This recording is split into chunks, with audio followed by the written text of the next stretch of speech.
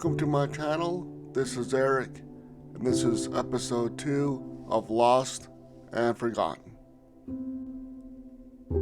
Here is Big Boy number 4014 rounding the curve on the Pocatello subdivision at Granger, Wyoming.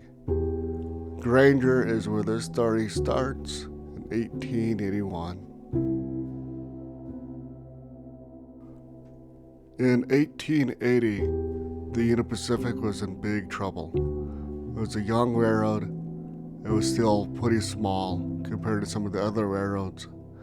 And with the Southern Pacific, Northern Pacific, and the Santa Fe having their own routes under construction to the Pacific Ocean, something had to be done.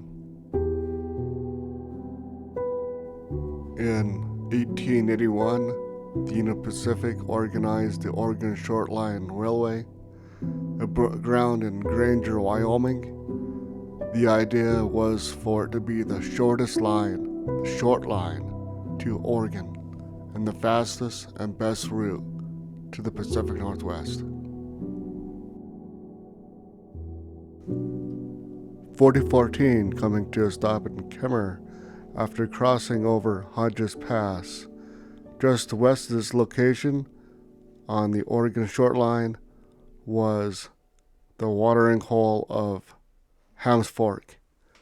That's where we'll start our journey over the original route over Hodges Pass. Back to the map. At Hams Fork is where the Oregon Short Line cut to the west and started to climb up Hodges Pass. Looking west at the pass.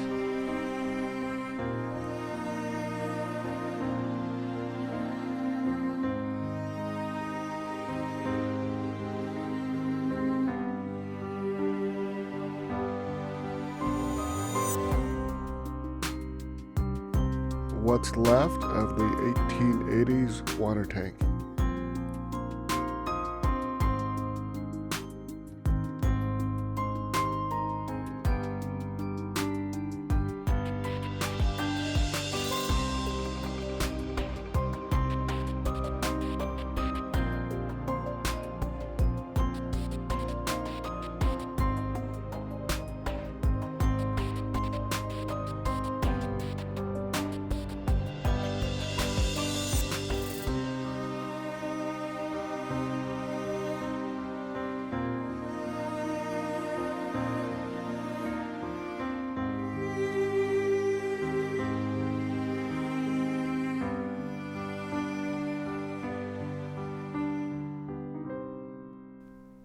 There never was much at Hams Fork.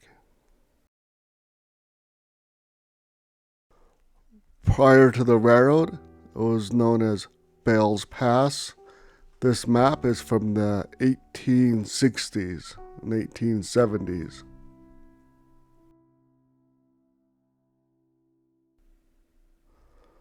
Looking west at Hodges Pass, it doesn't look like much, but it's over 7,000 feet and the highest point of the Oregon Short Line.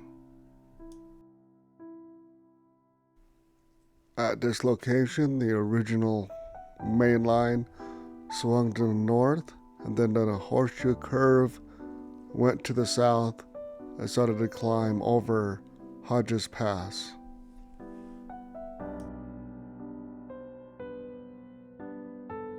This is a railroad switchback.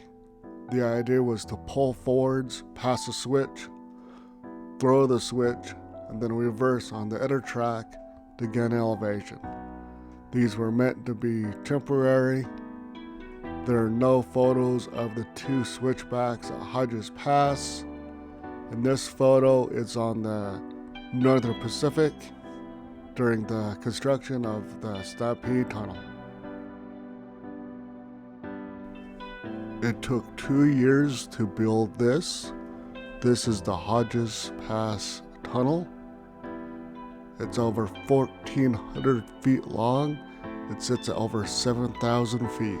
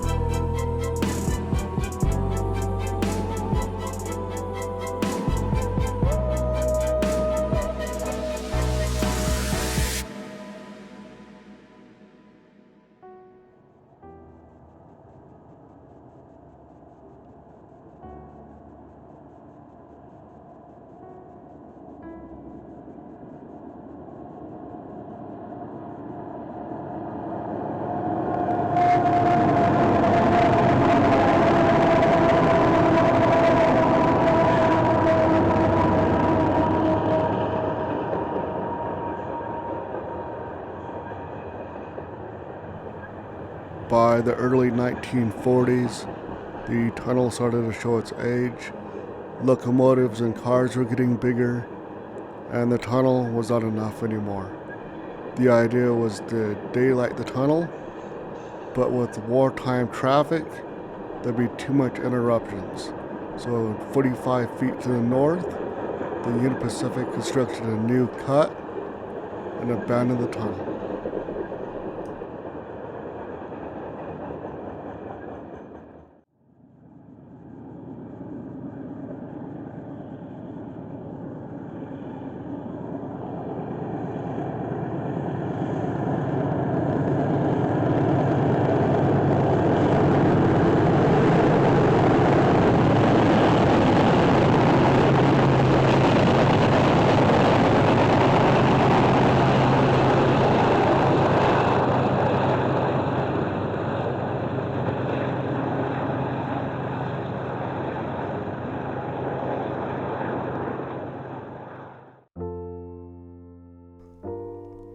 Hodges Pass still sees a lot of rail traffic going to and from the Pacific Northwest. That name is almost lost to history. All the locals know it as Tunnel or Tunnel Hill, and I wonder what we'll call this place in another 70 years.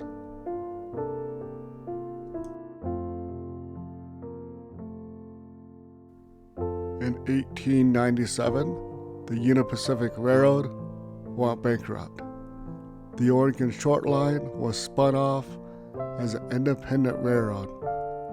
Oddly enough, 1897 was the same year Kemmerer was found. It was an independent, non-company owned mining town. The next year, 1898, Harriman reorganized the Union Pacific and regained control of the Oregon Short Line. Kemmerer continued to grow, became the primary commercial and mining town. Eventually, the Union Pacific Railroad built shops and a roundhouse in Kemmerer and became the primary railroad town as well, supporting smaller towns and mining camps in the region. And places like Hams Fork and Hodges Pass is lost and forgotten.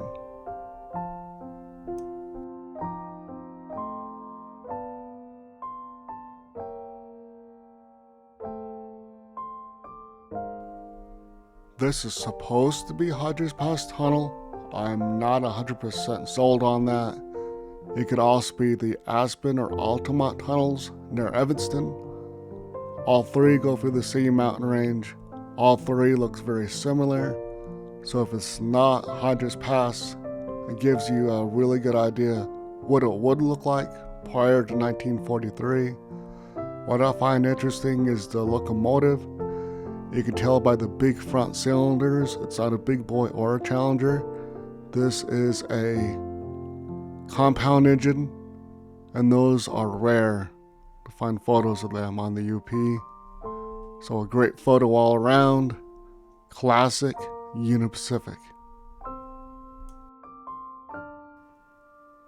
That is the quick history of the Oregon Short Line, east slope of Hodges Pass. Next week, I'll be the west slope from Summit to Fossil.